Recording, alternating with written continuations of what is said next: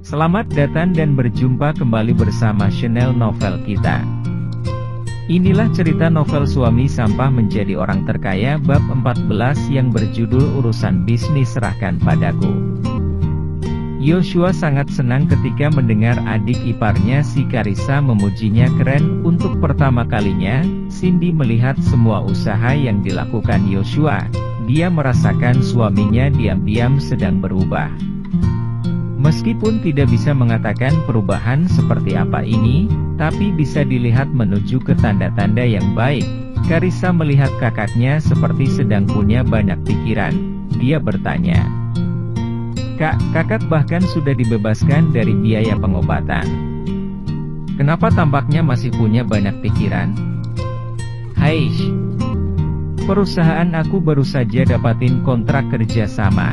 Kalau semua karyawan lamaku tak direkrut kembali, perusahaan tidak bisa mulai beroperasi secepatnya, pengiriman barang pun tidak bisa diselesaikan dengan tepat waktu nantinya, jangan berujung perusahaan kena gugatan lagi." Mendengar ini, Karissa terkejut dan bertanya pada Cindy, "Hah? Kenapa begitu tergesa-gesa? Aku tidak kepikiran bisa tiba-tiba sakit dan dioperasi. Paling tidak butuh 7-10 hari untuk pulih dari penyakit ini. Sedangkan produk batch pertama harus dikirim setengah bulan lagi." Melihat istrinya yang jatuh sakit terbaring lemas yang masih saja risau dengan urusan pekerjaannya, Yoshua merasa jika saat ini dia tidak melakukan sesuatu untuk membantu istrinya, dia akan merasa tak nyaman dalam hatinya. Setelah mendapatkan harta keluarga, Yoshua tak ingin dirinya dipanggil sebagai manusia yang tidak berguna lagi. Dia ingin mengandalkan kemampuannya sendiri, agar orang lain dapat mentidakuinya. Sampai sini, Yoshua membujuk Cindy sambil berkata, "Cin, kamu tidak perlu khawatir. Urusan perusahaan serahkan padaku saja.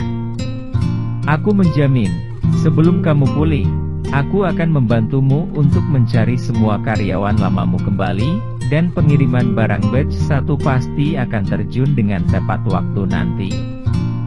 "Kamu..." Tatapan mata indah Cindy jatuh ke wajah Yoshua. Dia bertanya, "Kamu bisa?" Yoshua menepuk-nepuk dadanya hingga berbunyi, "Pok, pok."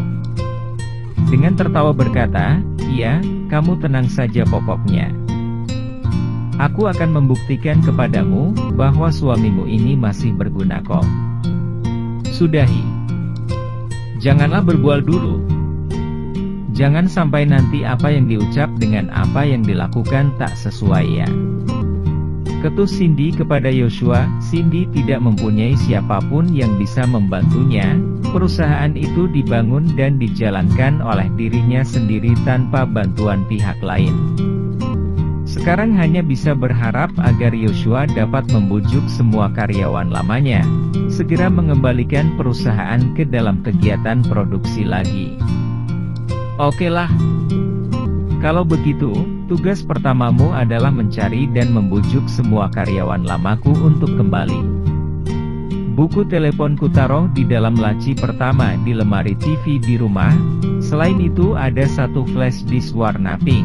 Dalamnya berisi draft desain kemasan yang diminta sama YSG. Tunggu besok aku pulang baru pergi urus ya. Jangan tunggu sampai besok lagi, kamar super VIP ini ada penjagaan khusus kok. Lagian, Karissa juga ada di sini nemanin. Kamu pulang dulu cepat, bantu aku urus kerjaan penting ini dulu. Sekalian jemput Yesi pulang sekolah." Mendengar perkataan Cindy, tatapan Yoshua berpindah ke Cindy. Cindy mengerucutkan bibirnya dan berkata, "Untuk apa lihatin aku? Cepat pergi bantu kakakku." Setelah Yoshua meninggalkan ruangan, Karissa bertanya pada Cindy, "Kak, urusan kerjaan yang kakak bilang tadi, maksudnya adalah kerjaan dari Yoshua Surya Group?" "Iya," Cindy menganggukkan kepalanya.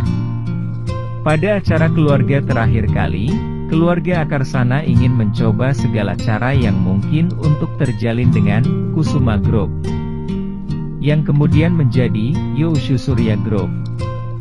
Tak disangka, perusahaan Cindy sudah berhasil mendapatkan kesempatan emas ini terlebih dahulu. Lalu, kenapa kakak tidak ada ungkit sama sekali sama nenek kalau kakak mengenal orang dari SG? Aku sih tidak kenal. Kakak iparmu itu yang perkenalkan padaku. Mendengar itu, Karissa tercengang habis. Hah, apa? Kakak ipar yang kenalin mereka pada kakak? Benar. Kamu tahu Kennedy kan? Tahu dong. Dia bukannya orang terkaya di kota Medan. Kakak iparmu adalah sopir mobil khusus dari Pak Kennedy. Usai mendengarkan penjelasan dari kakaknya, Karissa memegang dagunya yang halus, memasang tampang berpikir, bergumam pada dirinya sendiri, pantas saja, dia bisa mengendarai mobil mewah yang harganya 5 miliaran. Jika kakak ipar memiliki hubungan yang begitu menguntungkan dengan Kennedy, malam itu saat berkumpul di rumah nenek, kenapa dia tidak bilang saja bahwa dia mengenal Kennedy? Malah dikucilkan sama ibu sepanjang makan malam. Dari mana aku tahu? Mungkin dia mikir dia hanya seorang sopir. Dalam rencana bisnis sepenting itu, mungkin omongan dari dirinya tak akan dianggap, tetap saja masih jauh lebih baik daripada orang-orang itu. Sepupu ipar dari keluarga Bibi Margaret yang kerja di Dinas Perindustrian dan Perdagangan itu, bahkan tak mengenal siapapun dari SG, cuma bisa berbual aja kalau dia bisa menyuruh atasannya untuk unjuk muka. Lihat saja bagaimana dia kena tamparan keras dari dirinya sendiri nanti.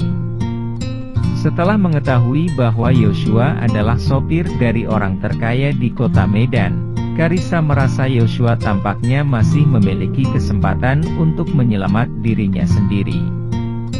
Setidaknya bukan manusia sampah yang sepenuh-penuhnya. Yoshua meninggalkan rumah sakit dan pergi mobilnya.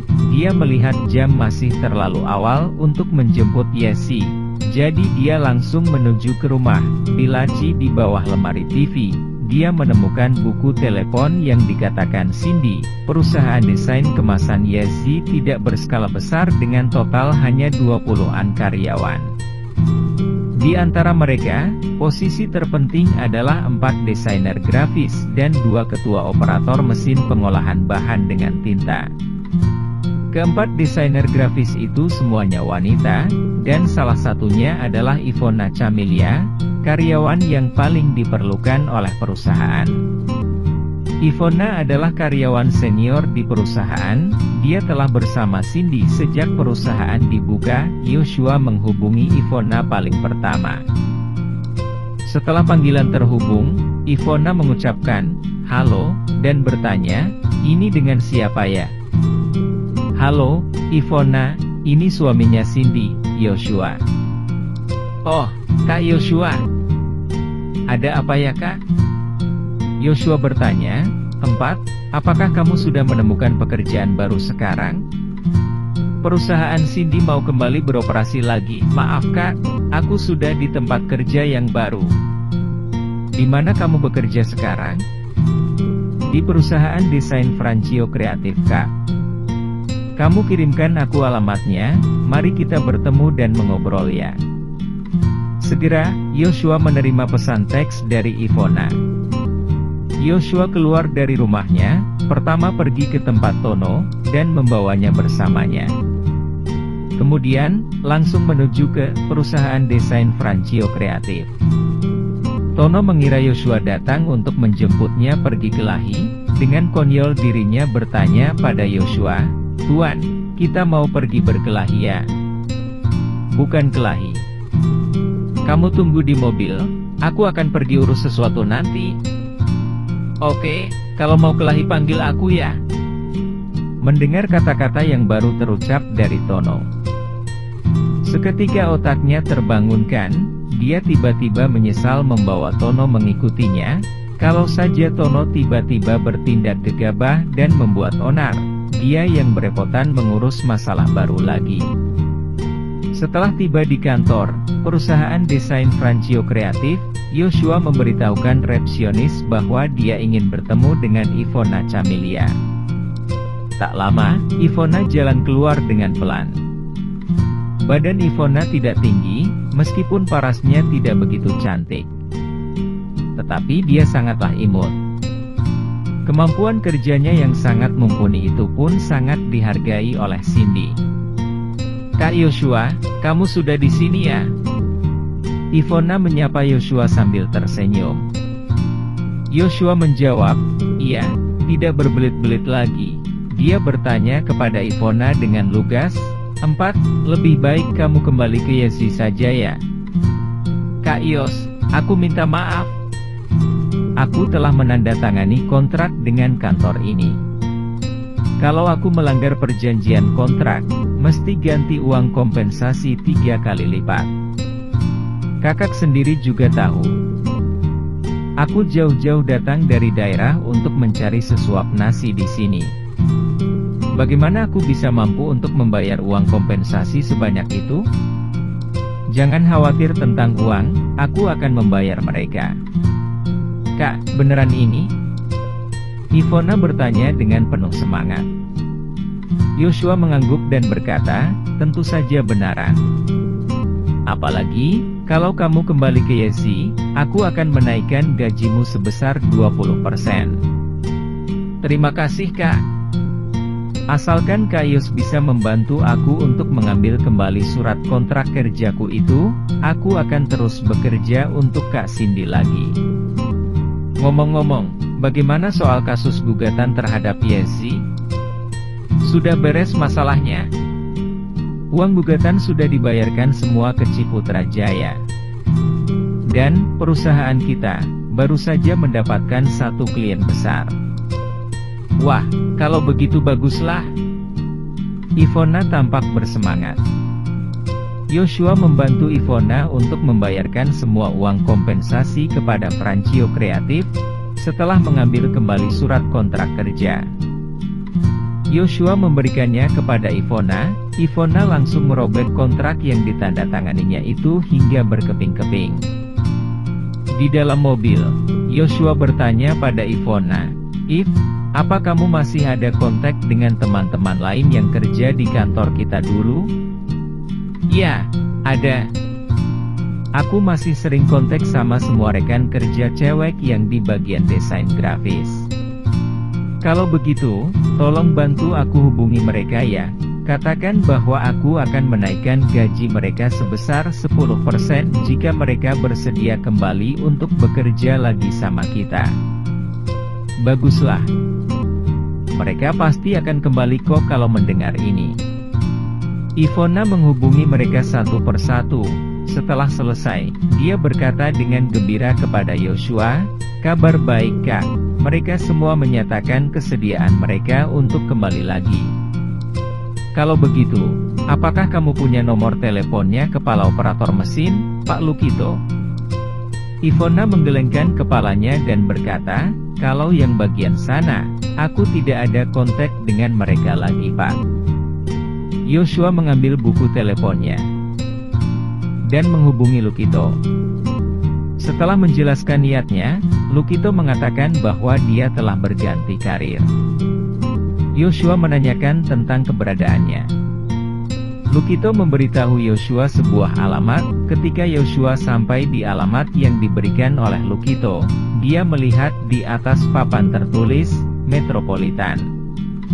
Melihat itu, Yoshua meminta Ivona untuk naik taksi dan pulang lebih dulu.